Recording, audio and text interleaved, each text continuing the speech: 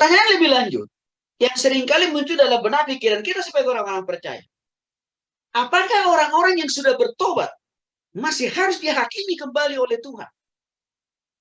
Ya, pada saat kedatangan Yesus yang kedua kali. Ya, orang-orang yang sudah bertobat, ya, masih mengalami penghakiman atau penghukuman dari Tuhan atau dari Allah pada saat kedatangan Tuhan Yesus yang kedua. Nah, Bapak Ibu yang dikasih oleh Tuhan Yesus Kristus, kalau kita mengacu kepada Roma pasal 2, ayat yang ke-6 sampai dengan ayat yang ke-10, saya kira amat dan sangat jelas dikatakan di sana, Bapak Ibu, saudara yang dikasih oleh Tuhan Yesus Kristus. Ia akan membalas setiap orang menurut perbuatannya, yaitu hidup yang kekal kepada mereka, yang dengan tekun berbuat baik, mencari kemuliaan, kehormatan, dan ketidakbinasaan. Diperhatikan Bapak Ibu, kalimat terakhir itu tuh, khusus yang ke-7. Ya, yaitu hidup yang kekal kepada mereka yang dengan tekun setia sampai akhir. Berbuat baik. Mencari kemuliaan Tuhan, artinya menyenangkan hati Tuhan, melayani Tuhan. Kehormatan dan ketidakbinasaan tidak lagi mereka alami. Apa artinya? Waktu Tuhan Yesus datang yang kedua kali, memang dia punya dua misi. Satu, ya, memindahkan orang-orang yang sudah bertobat pada Kristus waktu dia hidup di dunia ini untuk masuk kepada kehidupan kekal surgawi yang total. Demikian juga halnya memindahkan orang-orang yang sudah orang-orang yang waktu dia hidup di dunia ini sudah bertobat ke nama Yesus dari pangkuan Abraham. Ya, itu sudah kita bahas minggu yang lalu, ke surga total. Itu misi yang pertama.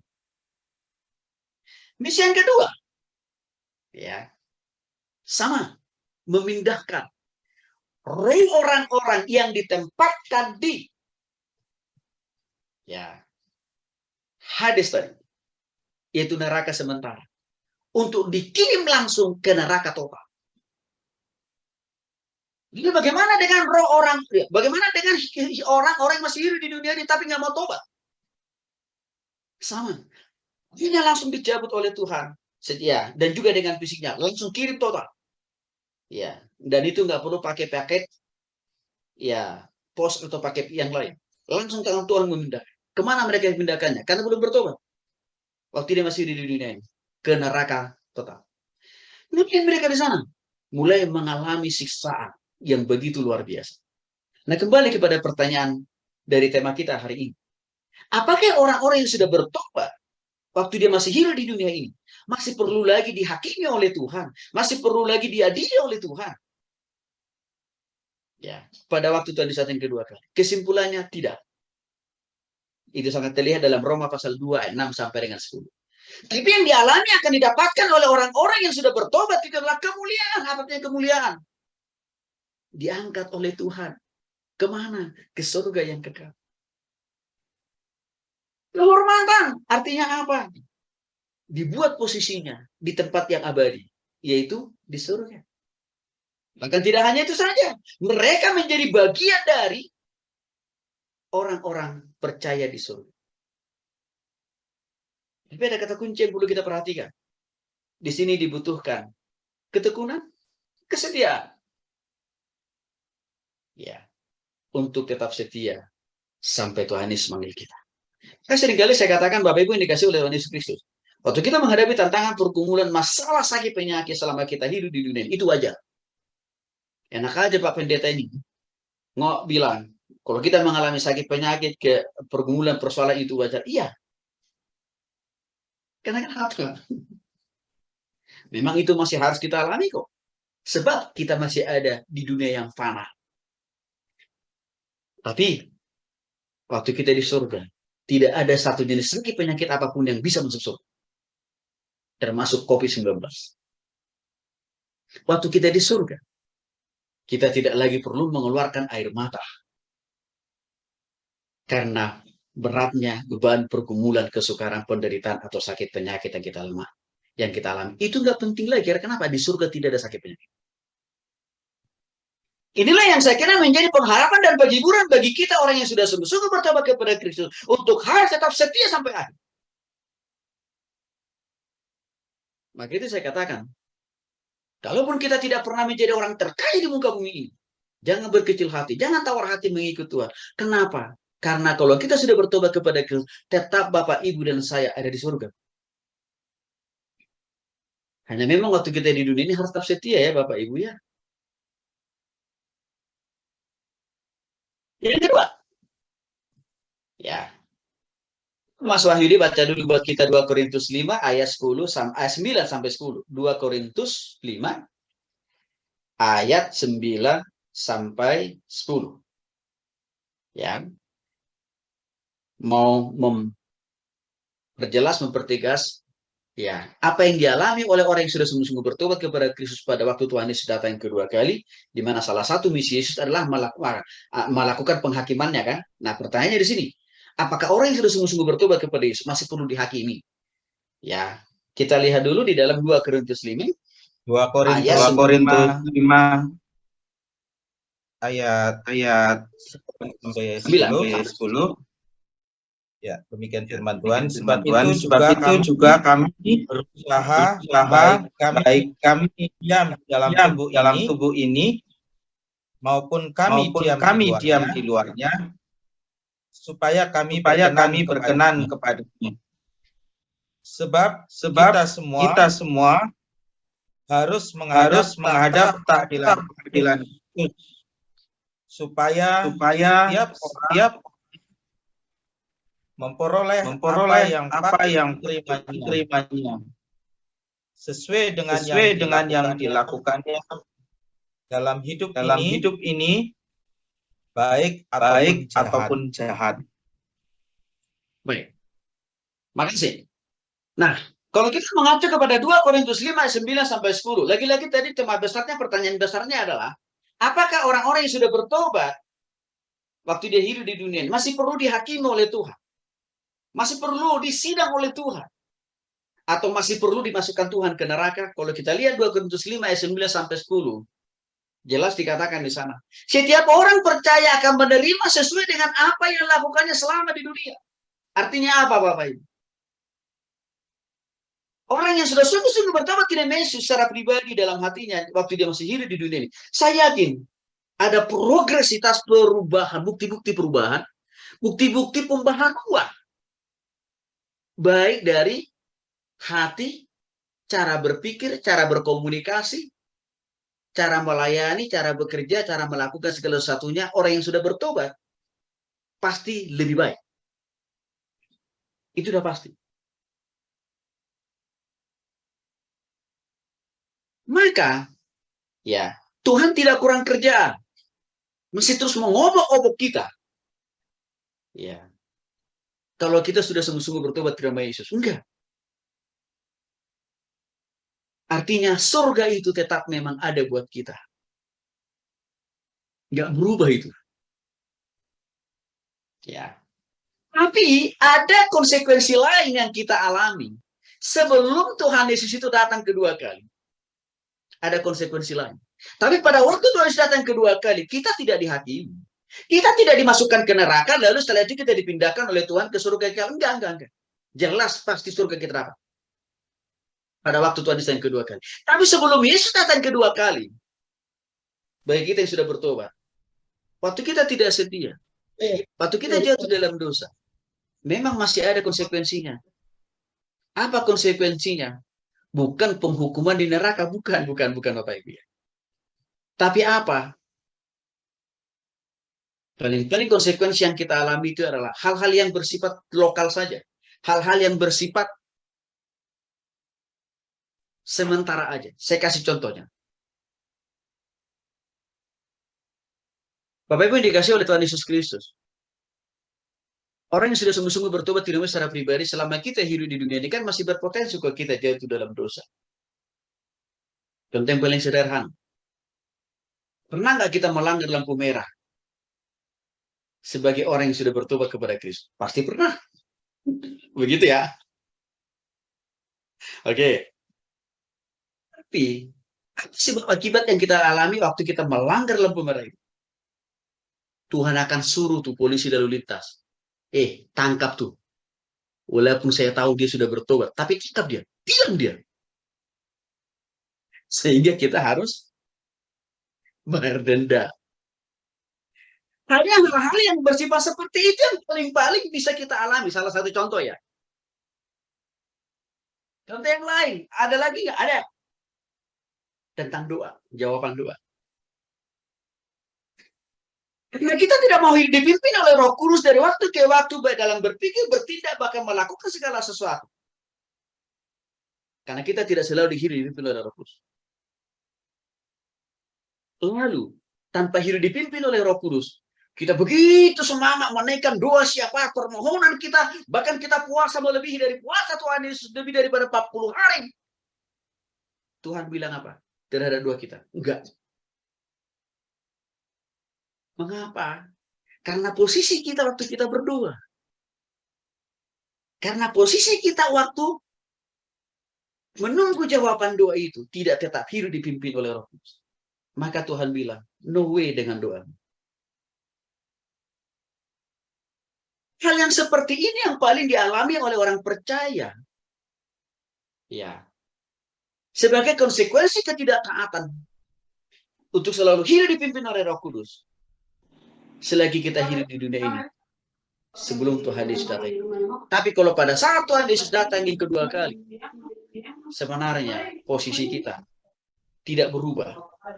Artinya tetap ada buat kita di surga.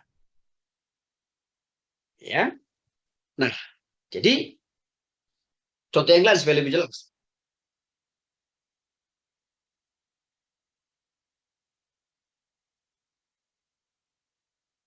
Waktu misalkan kita hidup di dunia ini, kita tidak menjaga kesehatan tubuh kita alias apa? Makan serampangan. Apa maksudnya makan serampangan? Ya, makan tidak teratur. Gitu ya Bapak Ibu ya. Ini kita sudah bertobat nih. Ini kan tidak teratur. Apa artinya? Ya. Semua yang kita inginkan, kita masukkan ke dalam perut kita. Ya. Apa kira-kira konsekuensinya? Yang namanya juga makan tidak teratur atau makan makanan tidak sehat. Karena semuanya kan kita masukin ke dalam perut. Jangan salahkan Tuhan juga. Kalau akhirnya, gara-gara kerakusan kita tadi, kita harus mengalami sakit. Itu contoh yang masih berpotensi dialami oleh kita yang sudah bertobat selama kita hidup di dunia ini. Kita masih bisa mengalami ganjaran, pendisiplinan dari Tuhan. Tetapi masalah surga tetap. Oke, saya berharap menjelas Bapak Ibu ya. Jadi maka untuk itu di sini Rasul Paulus selalu menekankan taat setia. Selalu tekankan itu. Jadi jangan sampai begini. Mentang-mentang kita sudah sungguh-sungguh bertobat tidak secara pribadi, lalu kita mau seenaknya mempergunakan waktu dan hidup kita seperti keinginan kita sendiri. Nggak boleh. Nggak boleh. Tapi harus lebih tertib, harus lebih disiplin, harus lebih taat, harus lebih memuliakan Tuhan di dalam setiap gerak aktivitas hidup kita dimanapun kita melakukan pekerjaan kita.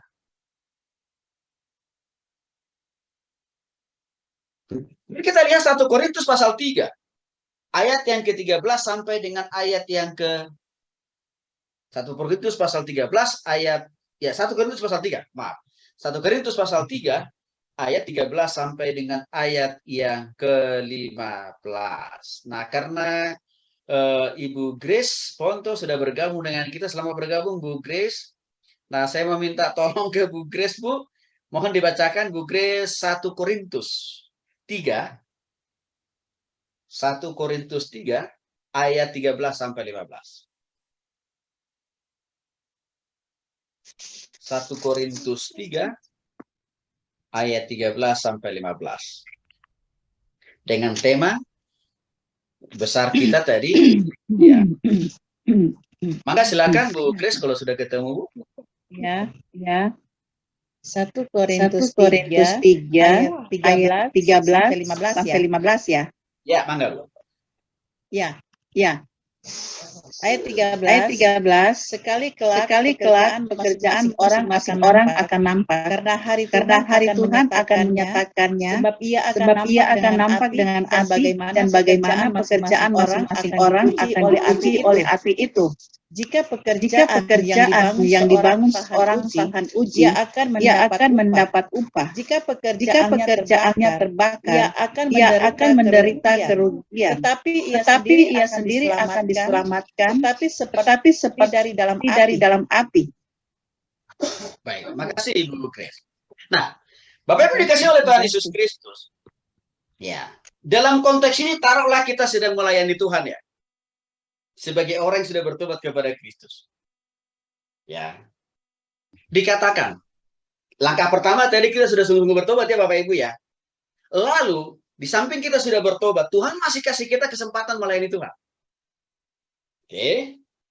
Nah, dikatakan, ya, kita yang sudah bertobat lalu sudah melayani Tuhan selama kita hidup di dunia ini. Waktu Tuhan Yesus datang yang kedua kali, kita ini masih dihakimi enggak? Kan itu ada pertanyaan besarnya ya. Begini Bapak, kalau kita lihat 1 Korintus pasal 3, 13 sampai dengan 15 sangat jelas kok. Sekali kelak pekerjaan masing-masing orang akan nampak karena hari Tuhan akan menyatakan sebab ia akan nampak dengan api. Dan bagaimana pekerjaan masing-masing orang akan diuji oleh api itu sendiri. Artinya begini Bapak Ibu yang dikasih oleh Tuhan Yesus Kristus. Karena dasarnya tadi kita sudah bertobat sungguh-sungguh tidak mau secara pribadi. Waktu Tuhan Yesus datang kedua kali, memang kita tetap masuk surga kok.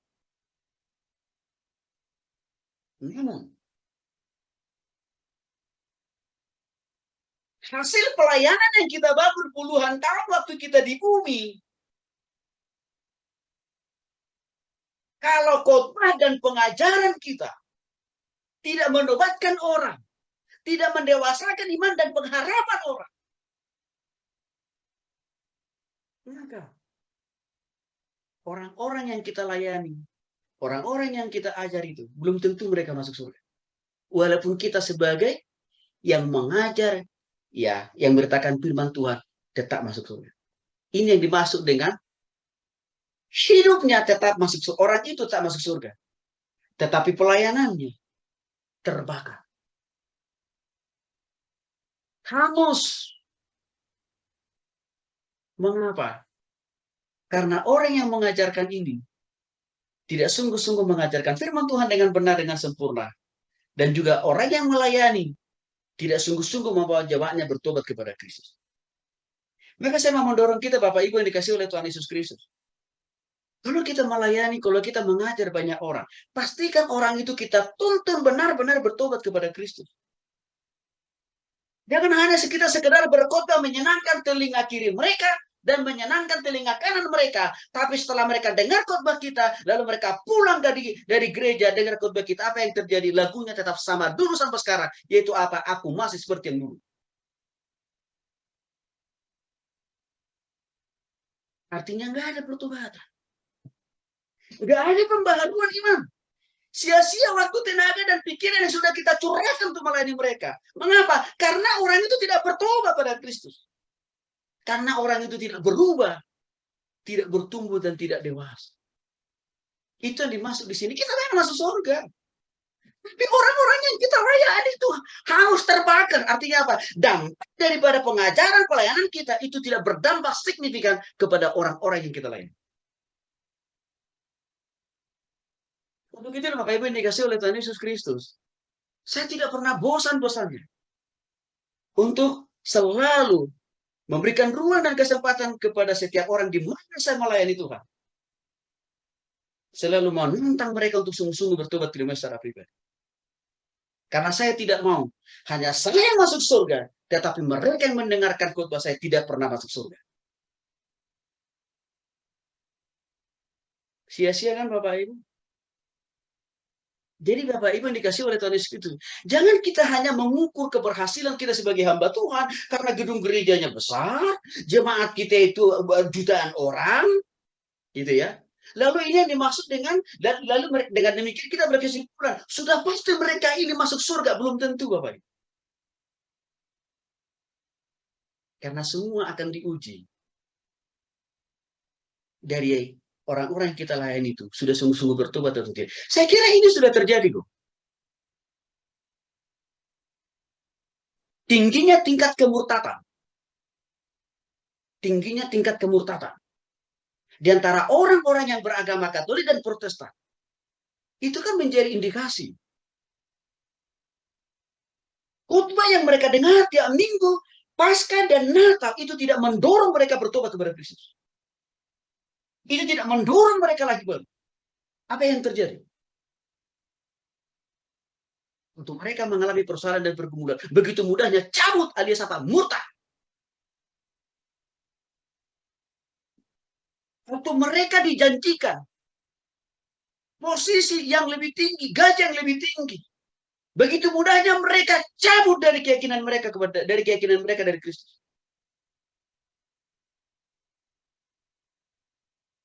Tiga minggu yang lalu seorang rekan saya, kebetulan kami dosen di salah satu perguruan tinggi negeri di Bandung. Dia sharing ke saya. Pak Tony, tolong doakan. Minggu depan akan ada pengumuman. Saya itu dipercaya atau tidak menjadi direktur satu perguruan tinggi sekolah kedinasan ternama di negeri ini.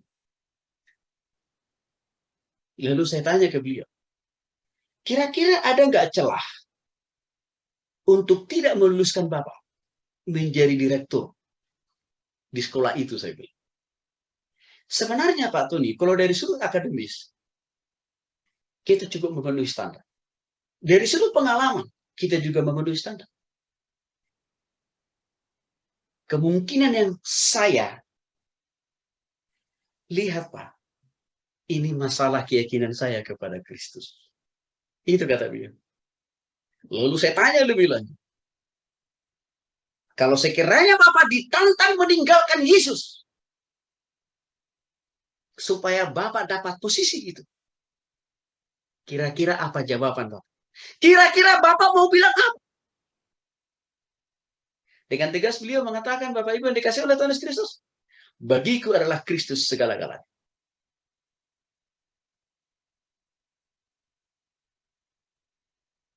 Lalu saya bilang, puji Tuhan. Puji Tuhan. Tapi saya berharap Bapak tetap setia. Apapun jawaban Tuhan. Minggu depan. Proses itu berlalu dan akhirnya beliau dapat pengumuman. Apa hasil pengumumannya Bapak Ibu? Dia tidak jadi menjadi direktur. Hanya cuma satu alasannya. Karena dia tetap mempertahankan Yesus adalah segalanya. Lalu saya tanya beliau, apakah Bapak tawar hati? Apakah Bapak marah sama Tuhan? Beliau bilang, tidak sama sekali. Karena bagi saya, Pak Tony, seperti yang pernah saya sampaikan, bagiku, Yesus adalah segalanya. Ini beliau ini ASN loh Bapak Ibu. Kalau ASN, kan naik posisi itu kan susah. Tapi dia bilang, bagi saya, tidak pernah berubah Pak Tony. Yesus adalah segalanya. Saya bilang, bagus.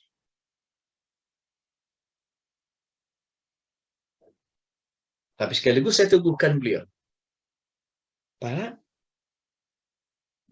Tuhan tetap melihat, Tuhan tahu. Dan Tuhan tak juga punya cara memberikan posisi yang lebih baik daripada posisi direktur. Dan saya katakan, Tuhan akan kasih posisi yang lebih tinggi. Benar Bapak Ibu. 3 hari kemudian, dia dihubungi oleh atasannya. Dan dia ditawari posisi yang 2 kali lebih tinggi daripada posisi direktur. Maka saya katakan, Tuhan tidak pernah tinggal diam. Tuhan tidak pernah tertidur. Tuhan tidak pernah melupakan kita anak-anak. Ibu dikasih oleh Tuhan Yesus Kristus, kesetiaan yang seperti inilah dibutuhkan oleh Tuhan. Waktu kita masih tetap ada di dunia. kesetiaan seperti ini dibutuhkan oleh Tuhan. Jadi Bapak Ibu yang dikasih oleh Tuhan Yesus Kristus, tidak hanya bertobat, tidak hanya diri kita sendiri yang perlu kita pastikan masuk surga, tapi orang-orang yang kita layani itu juga harus kita upayakan bagaimana mereka punya ruang dan kesempatan bertobat terima Yesus. Jalannya, caranya gimana? Beritakan Injil dengan konsisten. Kalau mereka sudah konsisten, kita beritakan Injil. Lalu mereka tidak mau tobat, itu bukan lagi urusan kita. Itu kata Nabi Heskel. Itu urusan orang itu. Artinya kita sudah bebas dan lepas dari tuntutan pertanggungjawaban dari Tuhan. Tapi mari kita lakukan bagian kita maksimal dulu, Bapak Ibu. Persoalannya seringkali kita belum melakukan bagian kita maksimal untuk apa? Dengan konsisten beritakan Injil, dengan konsisten mengajar dan memuridkan jemaat. Kita sudah langsung mengatakan kepada Tuhan, aku berserahkan gitu ya. Udah langsung. Nah, ini masalah. Kesimpulannya dari pertanyaan tema kita hari ini adalah, ya, apakah orang percaya yang sudah sungguh-sungguh bertobat kepada Yesus pada waktu Yesus datang kedua kali ke dunia ini masih dihakimi ya oleh Tuhan? Kesimpulannya tidak. Tapi tidak berarti ya, Bapak Ibu, mentang-mentang kita sudah bertobat kepada Yesus, lalu dengan seenaknya kita mau hidup lagi, hidup berkelimpangan di dalam dosa. Tentu enggak lah. Ya, artinya setiap detik, menit, hari, jam, minggu, bulan, tahun-tahun kehidupan kita harus semakin sempurna, harus semakin mendekati cara berpikir, karakter Kristus.